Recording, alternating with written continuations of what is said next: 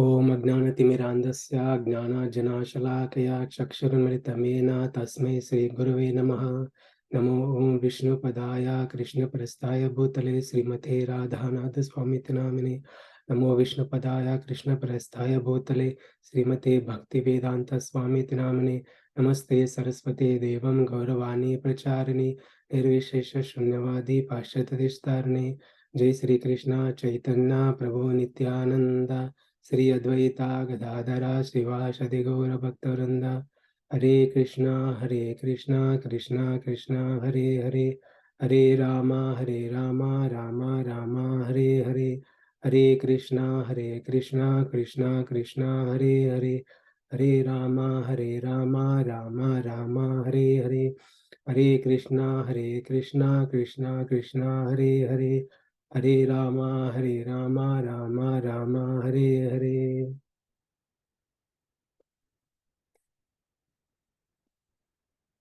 We are less attendance today, but we'll still have the class. So Hare Krishna, welcome to our Gita study session. We are in the 5th chapter of Bhagavad Gita. I'll give a quick glimpse of what is in Bhagavad Gita. So more we hear about this, so more we can remember. So Bhagavad Gita can be spoken for 2 minutes, or Bhagavad Gita can be spoken for hours and years. So this is the essence of Bhagavad Gita in a nutshell. So in the first 6 chapters, Krishna talked about Karma Yoga. Okay, and other half, 6 to 12, Krishna talked about Bhakti Yoga, and last 6 chapters, Krishna talked about Gnana Yoga. Okay, so Karma Yoga, Krishna spent enough time on this topic called Karma Yoga. So we are in this almost last chapter on this topic of Karma Yoga. So Karma Yoga is like art of living, art of living, art of working, art of living and art of working. So Krishna talks about what is the right way to live in this world, what is the right way to work in this world. We all work every day. We work for salary, earning money, or we work to take care of our family members, or we work to take care of this house, or we work to take care of our own body. So every time we are working. So what should be our mindset while working? That is a subject matter in the Karma Yoga. So because any karma is an action that will produce a reaction. An action produces a reaction. Anything we do from morning 6 a.m. to 10 p.m. or midnight, or any activity we do, any action we do, action produces a reaction.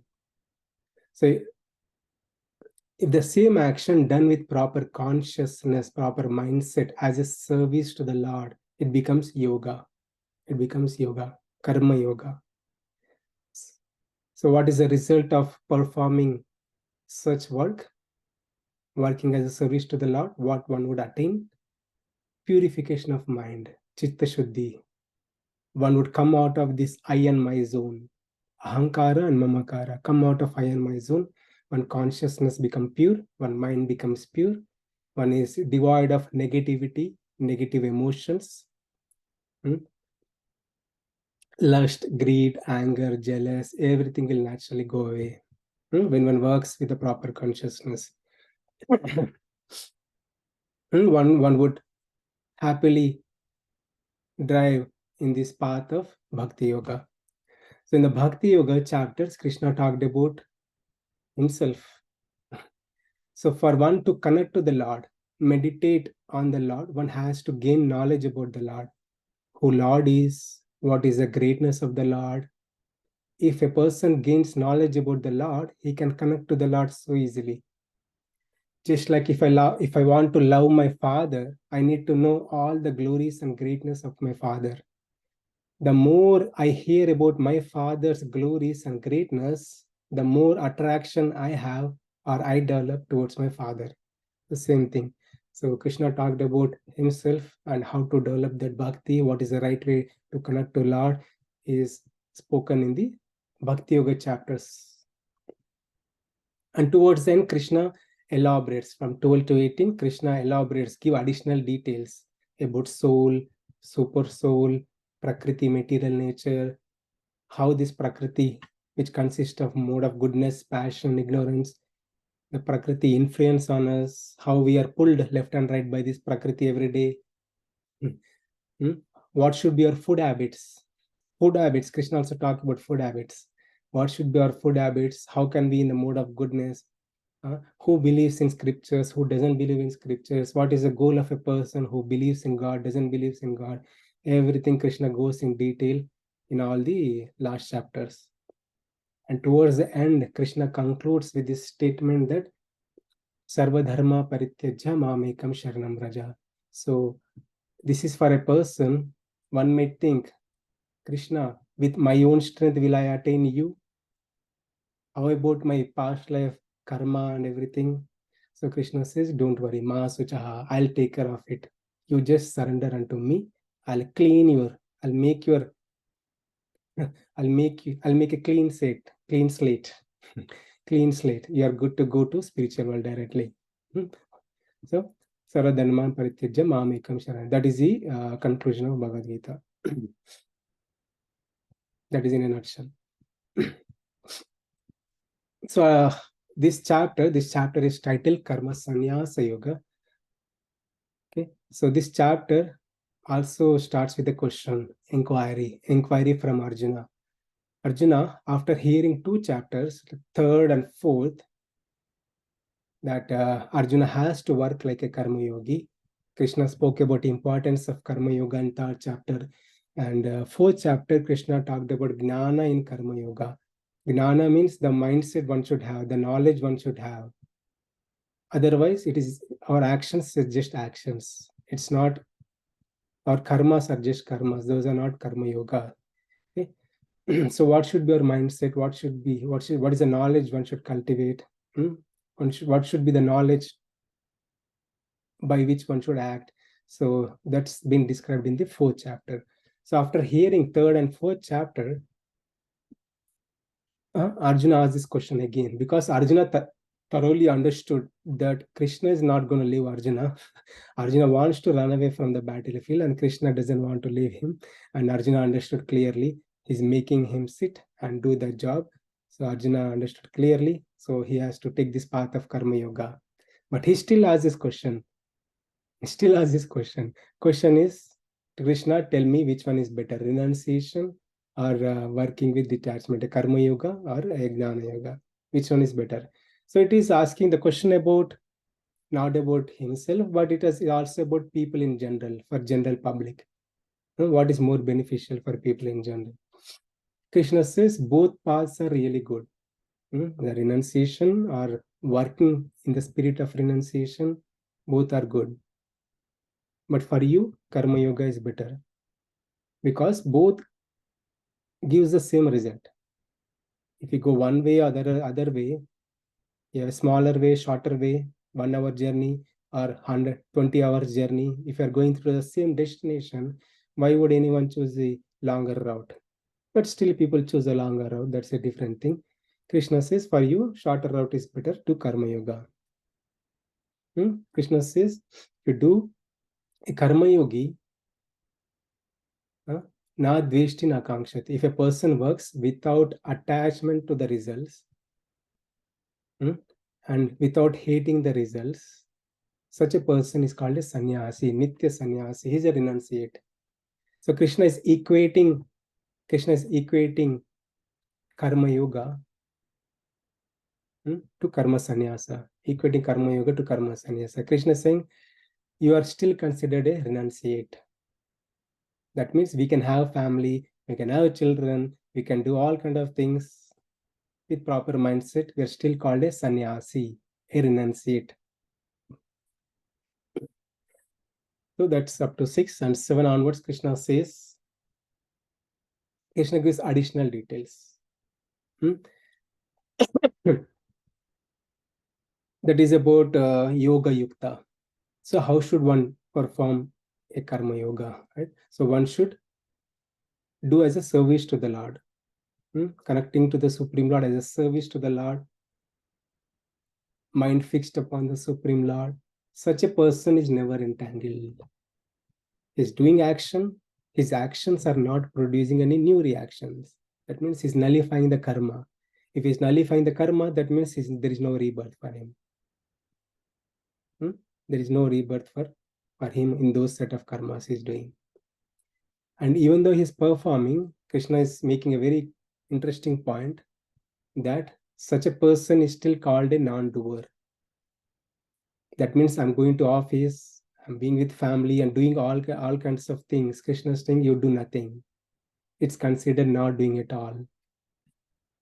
How is that? That is our mindset. It's a sannyasa on the mental level, not physical level.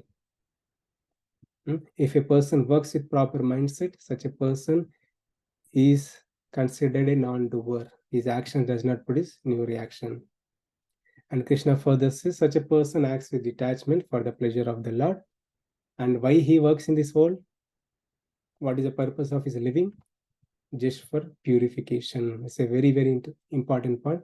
Krishna says, such a yogi, a karma yogi, works for the pleasure of the Lord, service to the Lord. What is the purpose of his living? Just for purification, not for self-enjoyment, but self-purification. There is a difference, self-enjoyment versus self-purification. This yogi lives for self-purification only. So by such living, he attains peace of mind. Peace of mind. So Krishna is saying, Yoga Yukta, you fix your mind on me. Offer results to me. One should have this doubt, or one would have this doubt. Why? Krishna, tell me, why should I fix my mind unto you? Why should I offer result to you? If I am playing cricket, I am making century, it's me. It's me, I am doing it. Why should I offer the result to you? I'll get man of the match award. I'll enjoy it. Why should I offer it to you? One would have this doubt. One would argue to work like the way Krishna wanted. So Krishna is giving a clear statement here that don't think you are the doer. There are other doers too.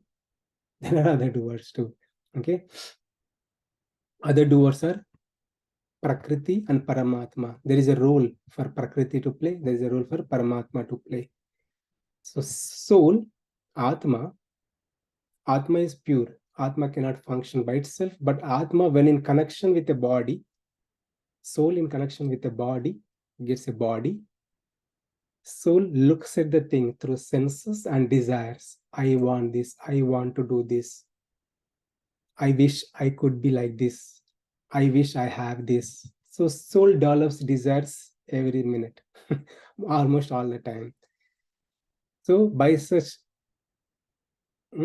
list of desires, the Paramatma in the hearts of every living being fulfills the desires through this material nature, the Prakriti. So Prakriti is not like a trees and wood or earth, whatever we see on this planet. Prakriti is the energies of the Lord, the three energies of the Lord, which consist of goodness, passion, and ignorance. So these Prakriti, energies of the Lord, facilitate actions to be happen. Soul will go towards a thing to fulfill his desires. Everything is nicely orchestrated. Everything is nicely orchestrated by God and Prakriti. So if I am making a century, I'm playing a cricket, I'm making a century, it is not just because of me, it's because of this Prakriti and also Paramatma, who is making sure, who is helping me to fulfill my desire to make a century. I'm taking century because it's a time of cricket, so many people will connect. Okay. So yeah, that's about Krishna talks about three doers, and from 17 onwards, Krishna talks about fixing our mind onto the real doer, the Supreme Lord, by which one can attain the spiritual platform. So we'll look at that today. So in this chapter, this is a quick synopsis. So Krishna in first 12 verses says, be like a lotus leaf.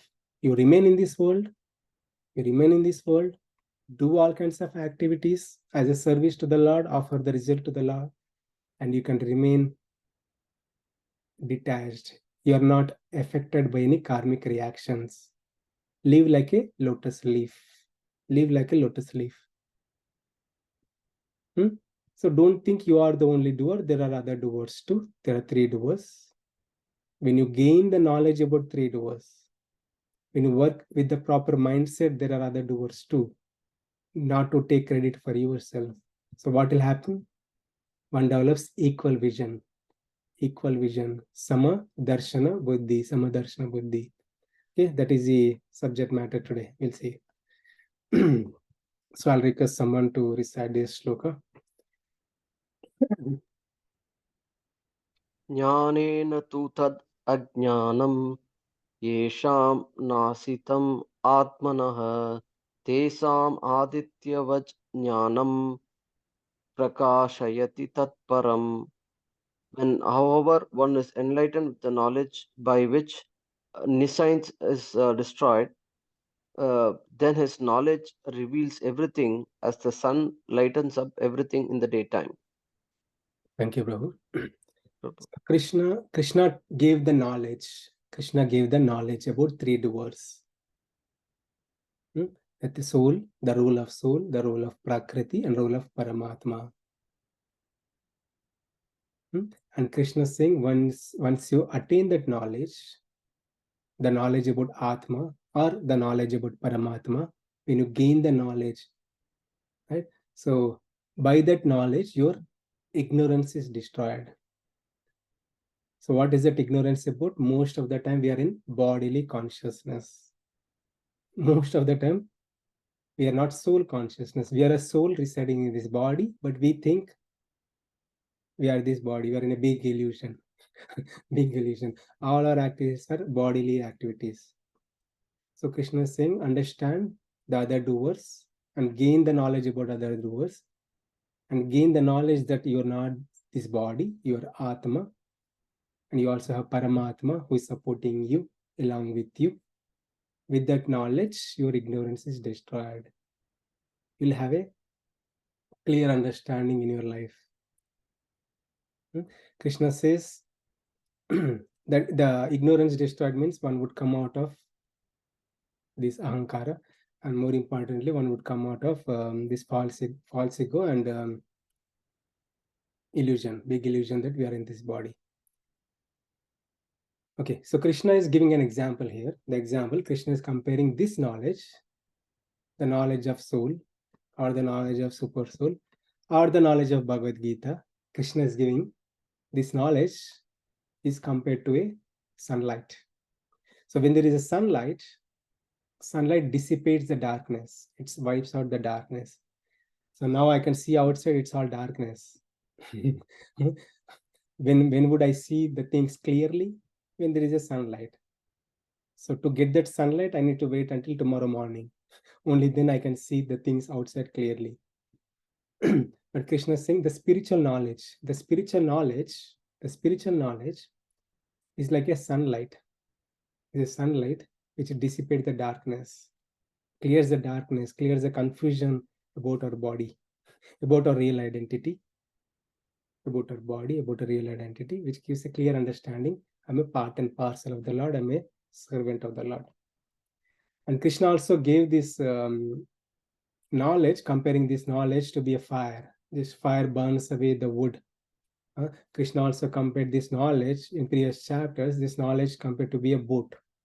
So just as like boat will take you from one place to another place easily, so knowledge is the one which help you to cross this portion of miseries.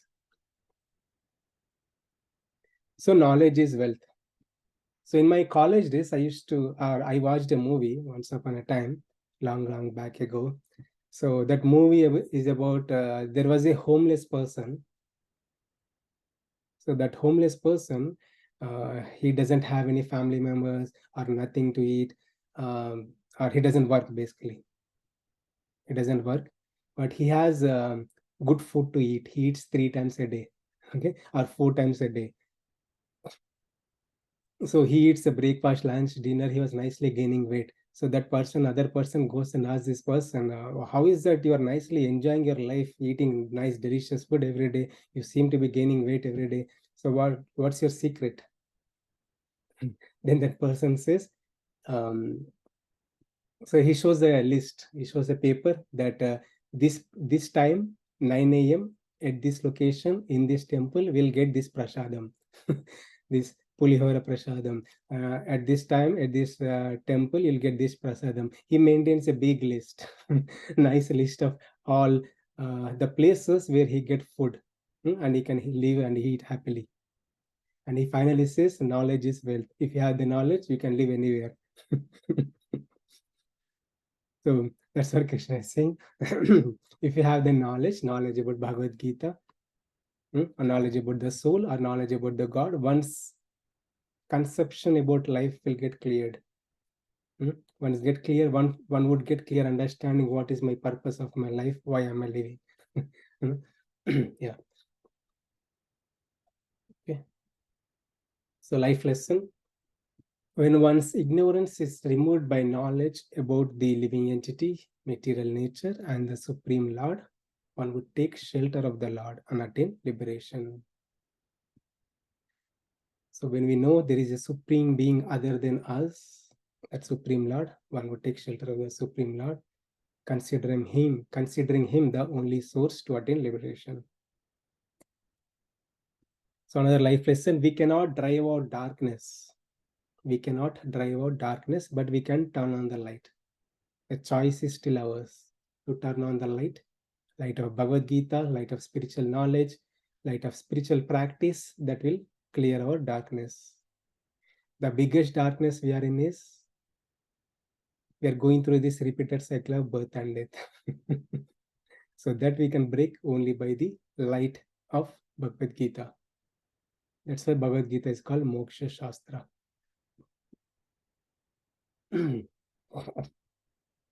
Now we are going to the other section. So Krishna says that knowledge about the soul, material nature, and Supreme Lord, that is like a sunlight which will dissipate the darkness of ignorance. And here Krishna is going to say, now that you know about the Supreme Lord, fix your mind on the Supreme Lord. Fix your mind on the Supreme Lord. Okay. And yogi can attain liberation by fixing the mind on the Supreme Lord. This is a section we'll see from 17 onwards. So I'll ask someone to raise this verse.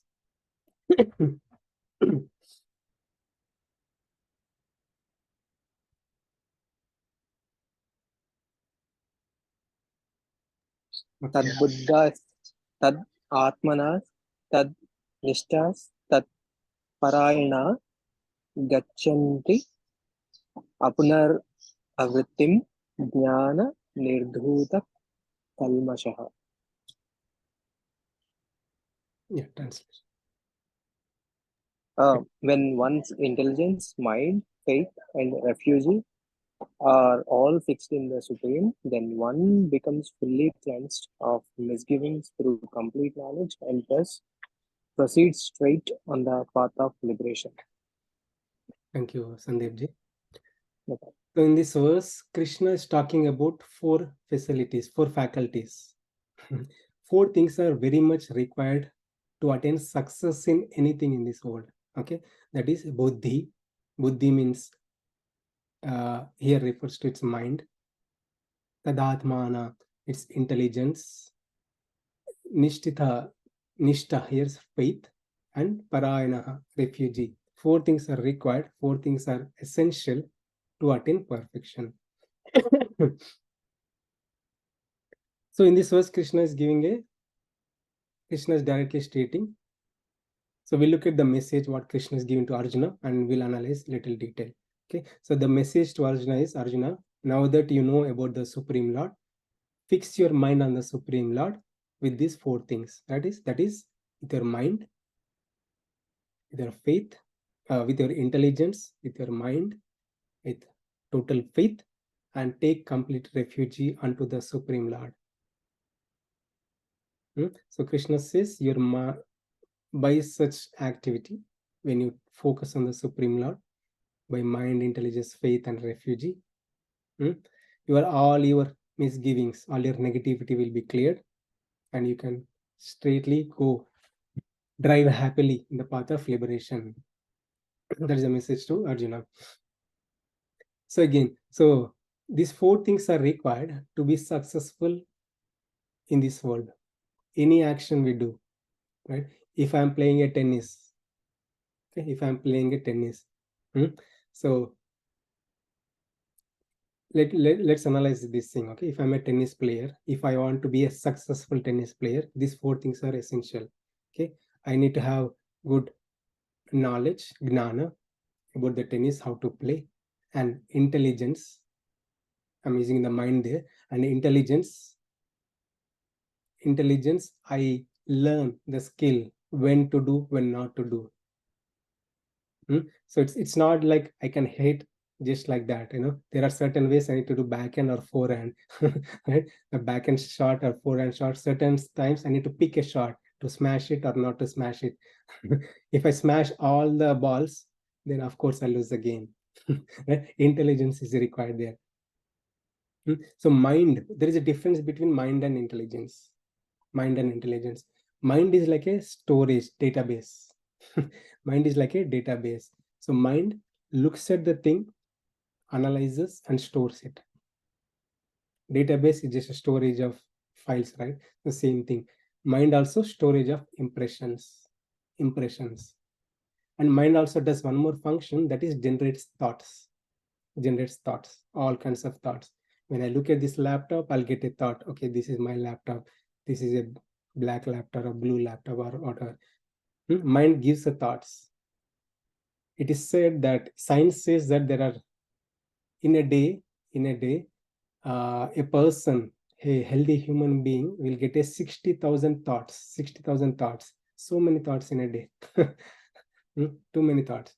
Yeah, that's mind. The activity of the mind always generates thoughts. That is mind. The intelligence is different. Intelligence does 3 things. One is discrimination. Discrimination means what is right, what is wrong, and decision making. When I discriminate, I make a decision. Okay, I'll do this. And last one is determination. Even if my mind is going towards one thing, the intelligence says no. Do it. Go this way only. Right? So decision making, discrimination, and determination. These are the 3 activities of mind. Science also says the same thing. By gaining knowledge and driving our mind, turning our body towards the Supreme Lord. So one attains perfection. Here I'm talking about tennis, right? So let's stick to the tennis. Okay. So for a person to attain perfection in tennis, so he has to gain knowledge and he has to play right shots through intelligence, and he has to have good faith. If a person doesn't have faith, it doesn't have interest and faith and determination, how can he succeed? That's not possible. And also refugee in whom? The coach. One has to have proper coach and take refuge in him and say, like, you teach me, and by that way, sincere practice with mind, intelligence, and faith, one can attain perfection. He can easily master tennis skills. Even for spirituality also, Krishna is saying, you use these inner facilities I have given to you. That is mind, intelligence, and have good faith and take refuge in me. So we fix our mind. Every day we fix our mind. If we fix on material things most of the time, right? So if a person is very much interested to watch cricket, there is a cricket World Cup going on, so he gets up early morning 3 o'clock. Even though it's so difficult to get up morning, this person gets up every day at 11 a.m. or 12 Sundays or 11 a.m. or around 12 p.m. but his motivation is different. Now here he gets a great joy in watching cricket. So he gets up early morning, 2 o'clock or 3 o'clock, and start watching cricket. With his mind, intelligence, and faith. So he's fixing his mind. He's driving himself towards uh, a thing which gives him a joy. Here, cricket gives him a joy. That's why he's doing that. So most of us, we fix our mind because it gives a great joy. And Krishna is saying the material things will not ever give joy. So whatever the joy one attains through material things are temporary. It doesn't mean that one should not strive for enjoying the senses, but these are temporary. One would get entangled.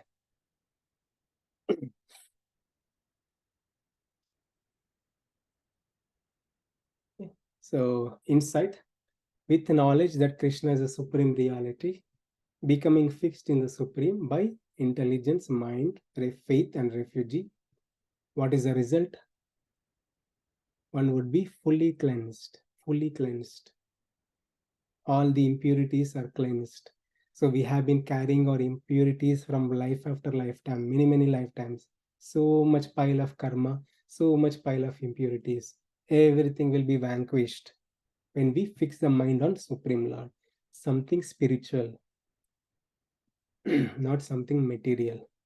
If we fix our mind on something material, we'll develop material desires. That's a never-ending cycle. We have to take birth again and again. But fixing the mind on the Supreme Lord with proper intelligence mind, full faith, one will be fully cleansed. So we look at the story today.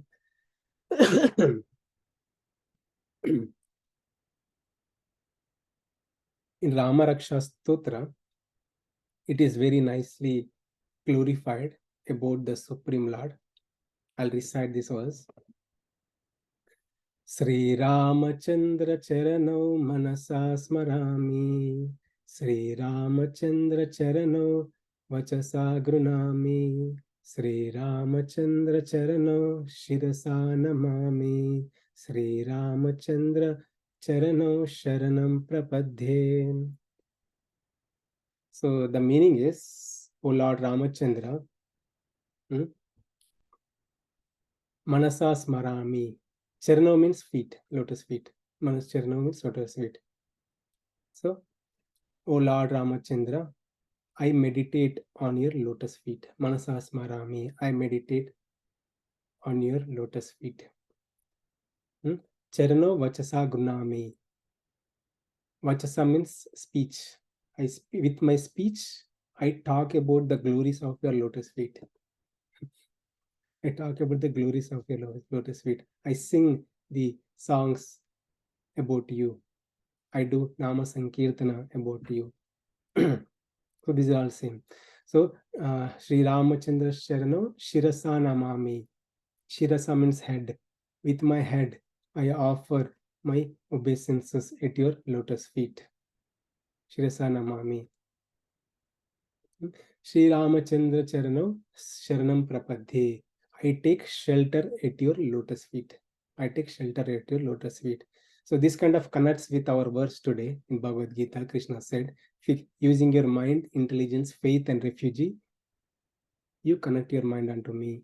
You fix your mind unto me. So this is a similar verse which also says the same thing.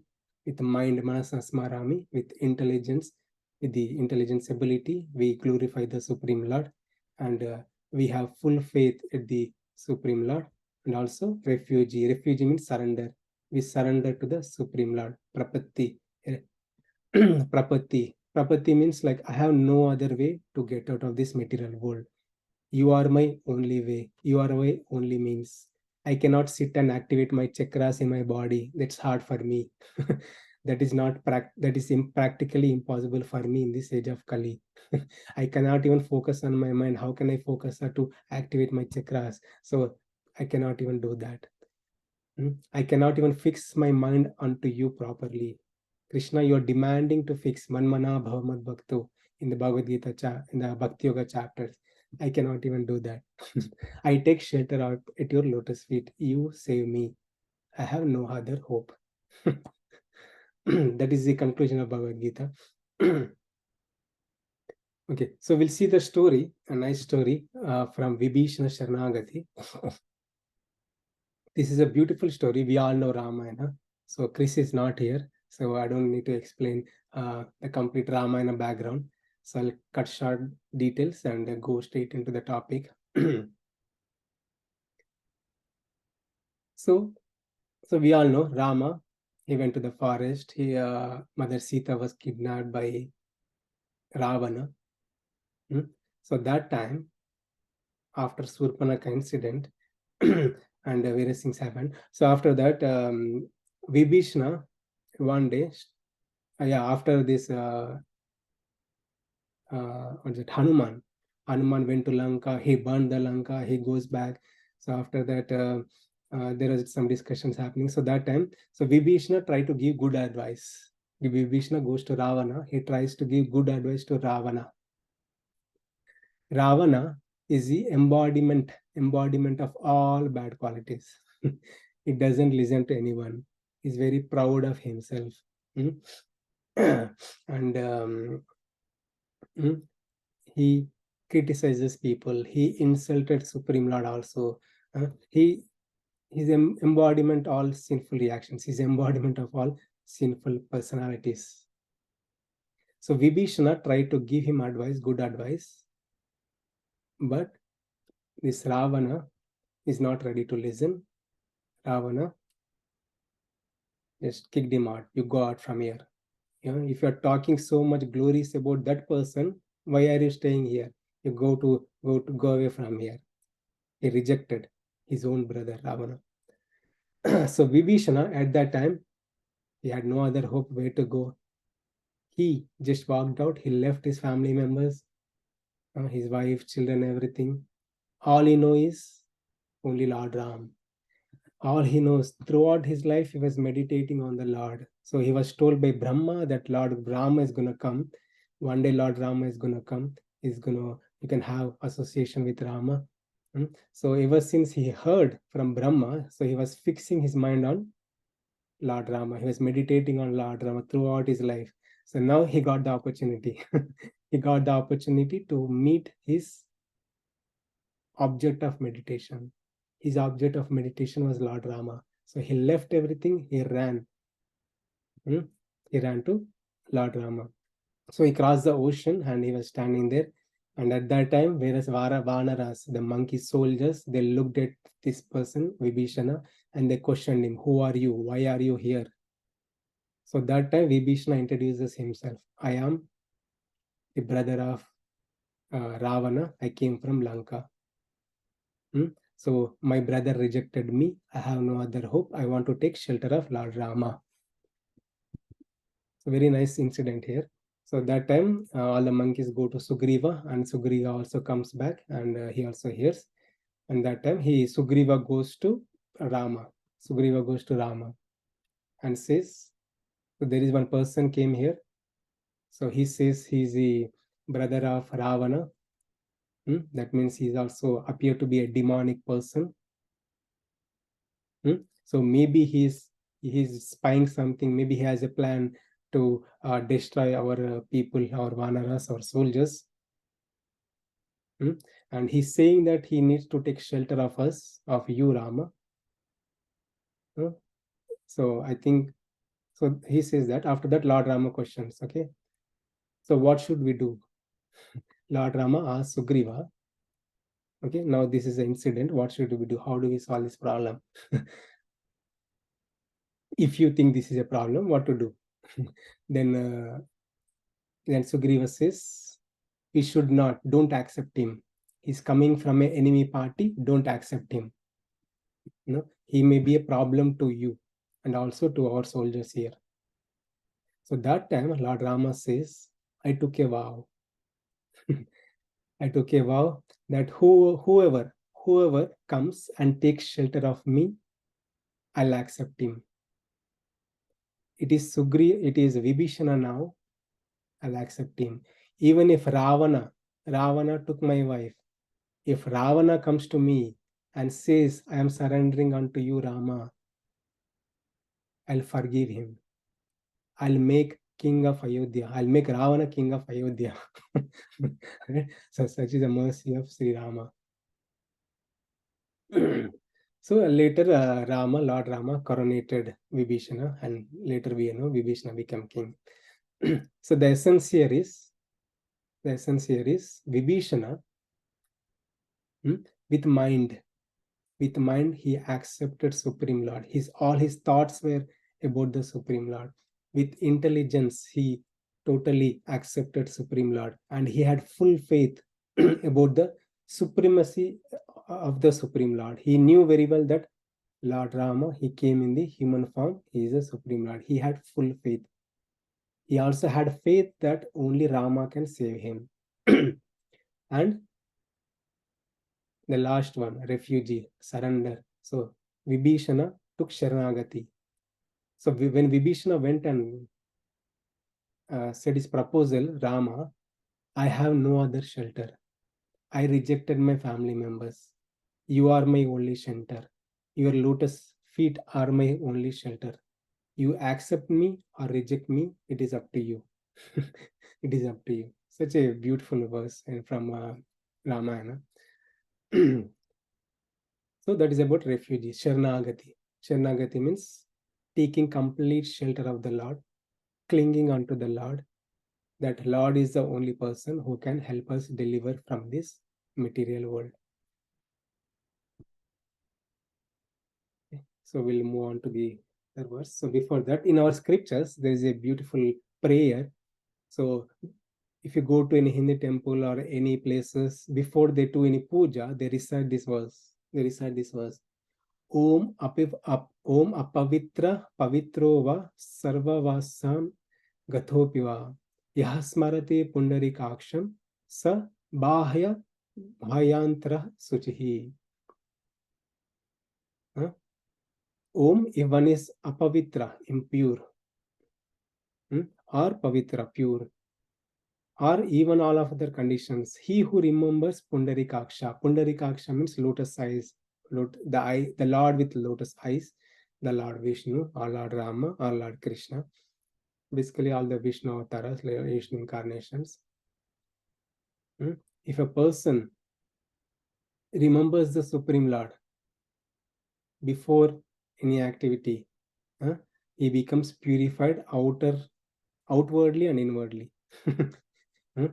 So this is a mantra people chant, devotees chant before doing any activity, just to bring auspiciousness.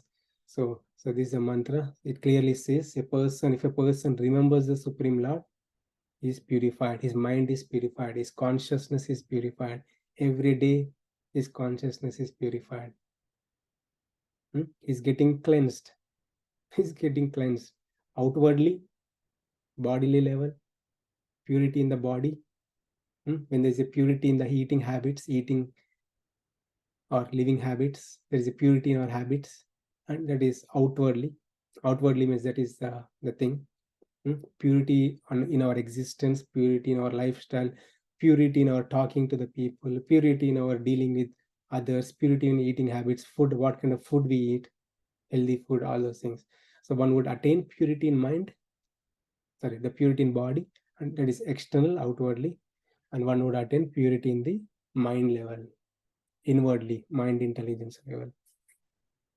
So total this structure which is made of physical body, mind, intelligence, false ego, everything gets purified if a person remembers the Supreme Lord. Okay. So we'll look at the next verse. I'll recite this verse. So this is a very wonderful, beautiful verse. This verse can be spoken to a kindergarten baby, or this verse can be spoken to a PhD or postdoctorate person. This is applicable to everyone. Many scholars quote this verse. Prabhupada had quoted this verse, and many people, great people, quote this verse during their commentary. So we look at this verse. Vidya vinaya sampanne brahmane gavihastiני सुनिचैव स्वपाके च Pandita Samadharshinaha.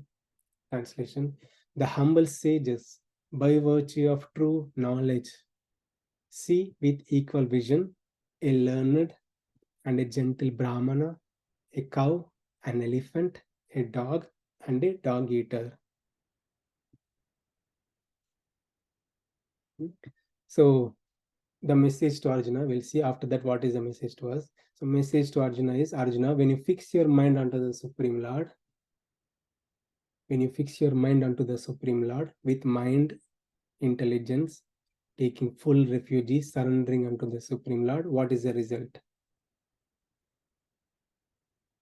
We looked at from the Vedic mantra, right? Everything will be cleansed, our physical body and also material existence. So one would attain equal vision. Krishna saying equal vision. You don't see differences, bodily differences. You see everyone as Atma, the part and parcel of the Supreme Lord. You don't discriminate, this body is a Chinese body, this body is an American body, this body is a African body, this body is a dog body, this body is a chimpanzee body, or this body is a dirty body, this body is full of diseases. You don't discriminate that. You'll attain an equal vision. You'll see the people, everybody as Atma, part and parcel of the Supreme Lord. So that is a message. So we'll understand a little deeper. Many acharyas have given different commentary on this one. So Vidya means knowledge. Vidya means knowledge. Vinaya means humility. With knowledge, one develops humility. Sampanne means develops. One attains or develops humility. With knowledge, one develops or attains humility. With that humility, one would be like a pandita, a learned person. He will attain samadarshana buddhi. He will see the things clearly. He will see everyone as a part and parcel of the Lord. He will respect everybody. Okay. So in this world, Vidya must lead to Vinaya. Vidya must lead to Vinaya. So Vidya means knowledge. If I'm learning knowledge about people learn all the time, right? Everybody learns, gains the knowledge. If I learn knowledge, if I gain knowledge about material things, a movie, okay, will that help me to develop humility? If I'm gaining knowledge about software, okay, some programming language, if I'm the best programmer, if I'm in the Google, I'm working at the best place, best salary in the world, such a person would still attain humility? May or may not. Some people are endowed with humility, naturally endowed with humility. Some people, when they gain more knowledge, they'll become more proud. If a person doesn't know anything, they're happy. The more he started learning, more he becomes proud. Proud about his knowledge, proud about his job, proud about existence, everything. So Krishna is saying here very nicely that if a person gains knowledge, that knowledge should lead him to humility. One should develop humility. Only the spiritual knowledge which helps like that. Any other knowledge gained in this material world would not help. The spiritual knowledge, the knowledge about the Atma or Paramatma, or the knowledge about the Supreme Lord, or everything about Bhagavad Gita, in Bhagavad Gita, what Krishna spoke, that will help one to develop humility naturally.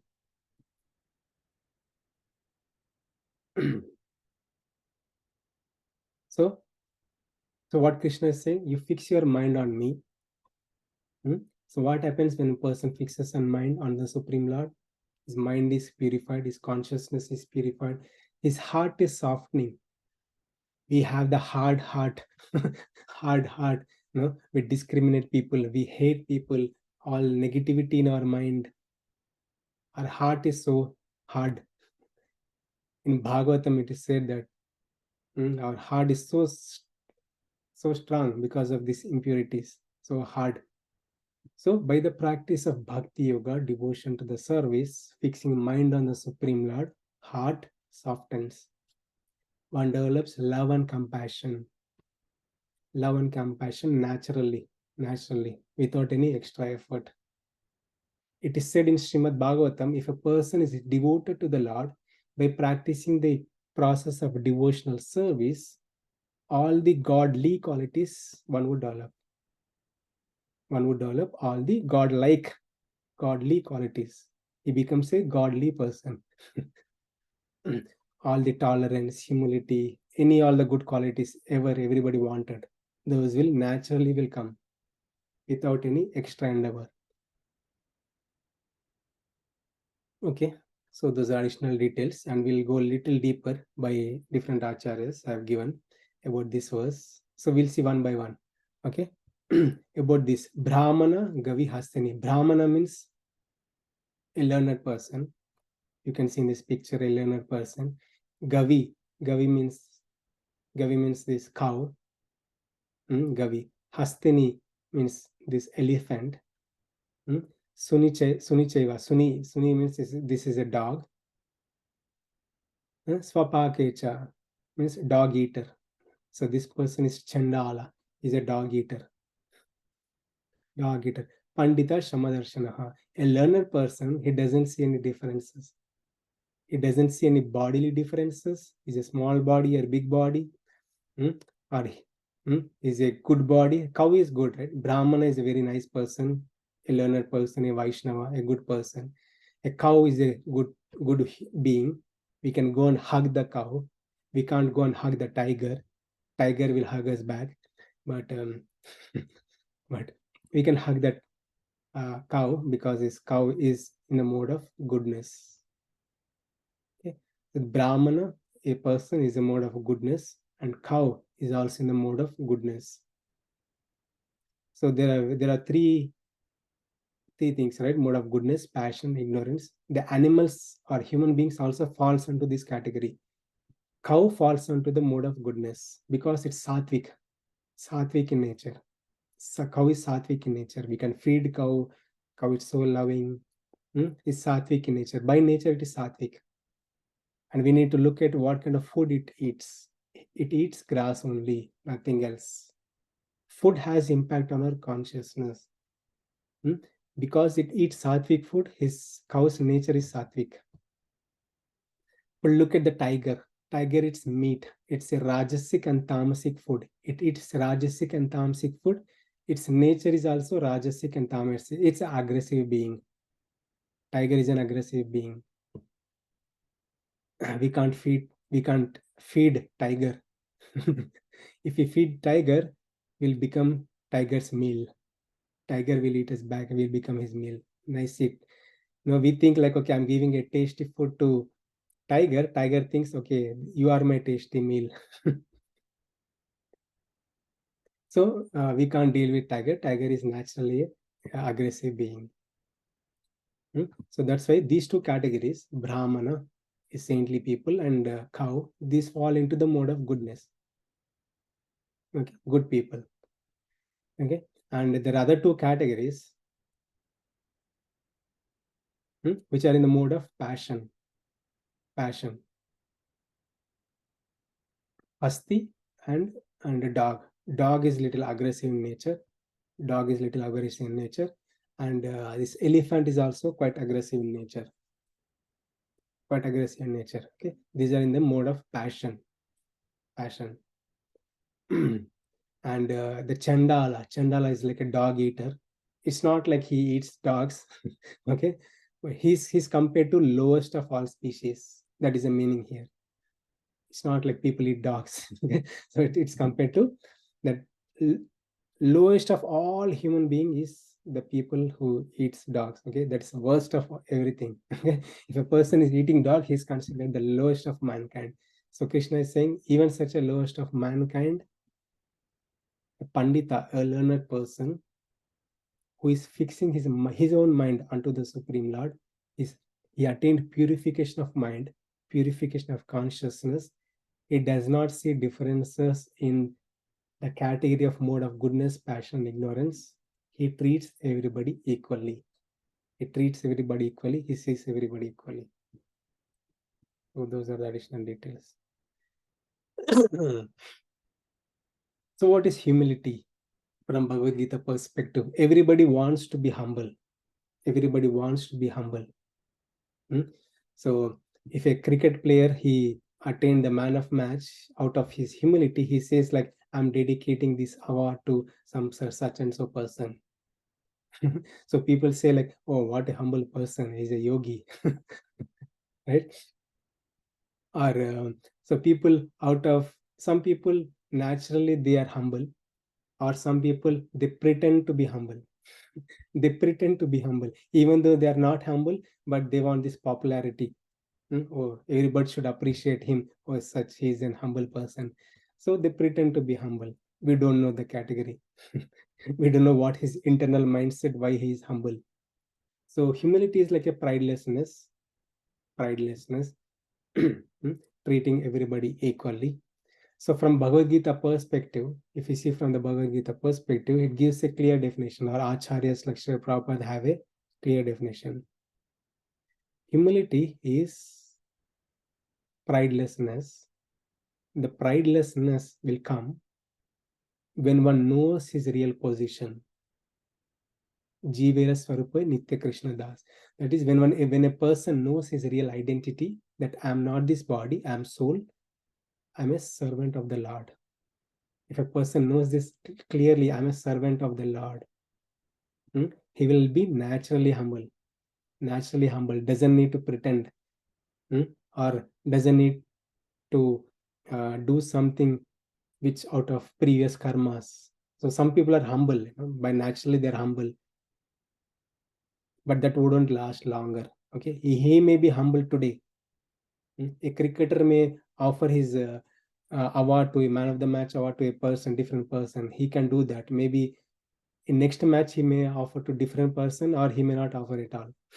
Right? So that would change. But if a person, same person, offers the result to the Supreme Lord, considering ourselves to be servant of the Supreme Lord. Let's take the example of cricketer. I'm a cricketer. I'm doing this work, seva.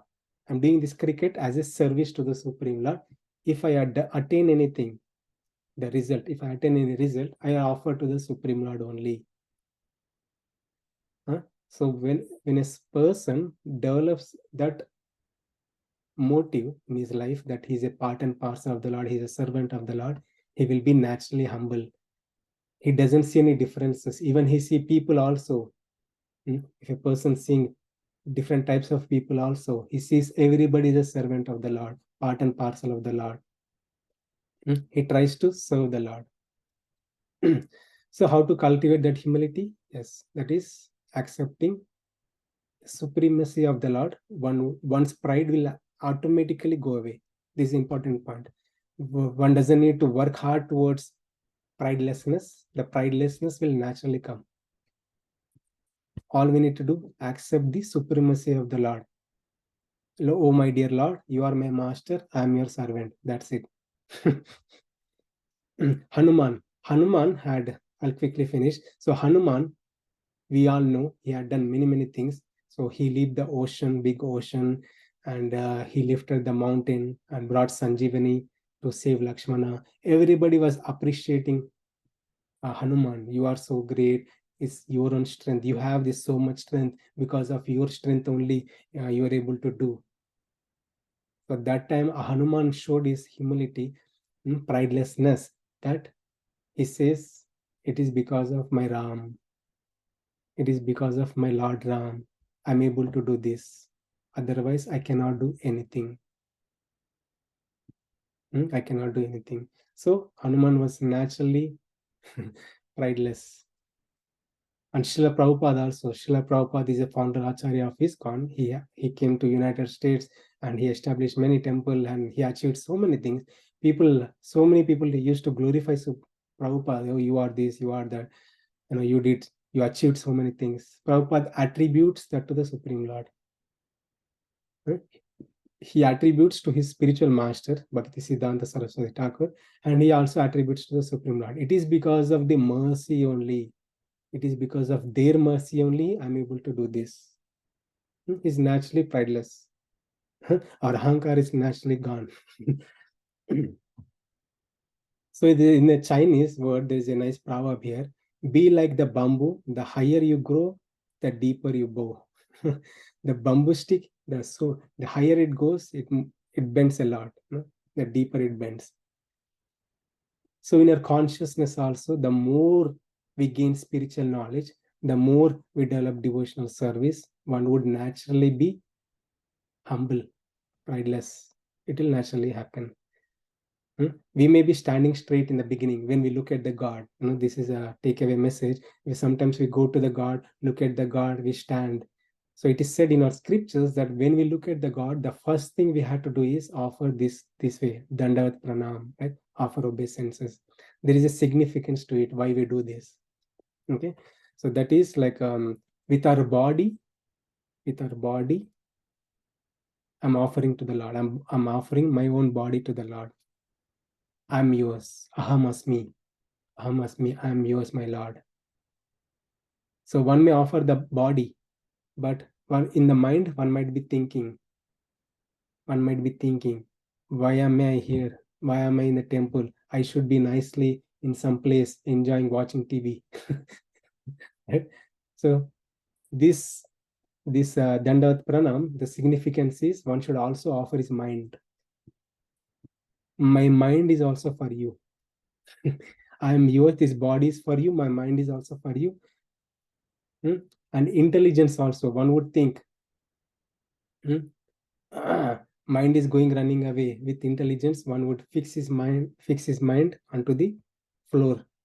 Lord, with body, mind, and intelligence, I am at your lotus feet. And one more thing, ego also comes into picture. One might think, why should I do this obeisances, prostration in front of the God? Why should I do that? What other people think about me? I am so great person. No, it is said that when you do this, you should do with body, mind, intelligence, and ego, just by saying, Aham asmi, I'm yours, Govinda. I'm here, I'm yours, Rama.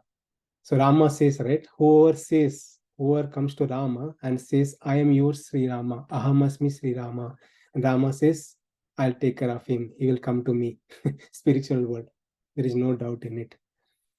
So when we go to the Supreme Lord personally or go to a temple, it is recommended that one should offer Dandavat Pranams to the Supreme Lord by body, mind, intelligence, and false ego, everything, by saying, I am yours, how can I serve you?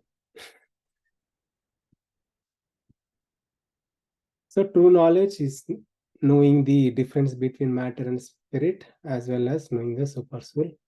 And humility opens the door of receptivity. Unless a person is humble, he cannot develop any knowledge. Without knowledge, he cannot attain perfection. Okay, sorry I took more time. I'll stop here. We'll continue from our next session. Hare Krishna. Please feel free to share your thoughts and realizations. Thank you all very much for patiently listening. Thank you.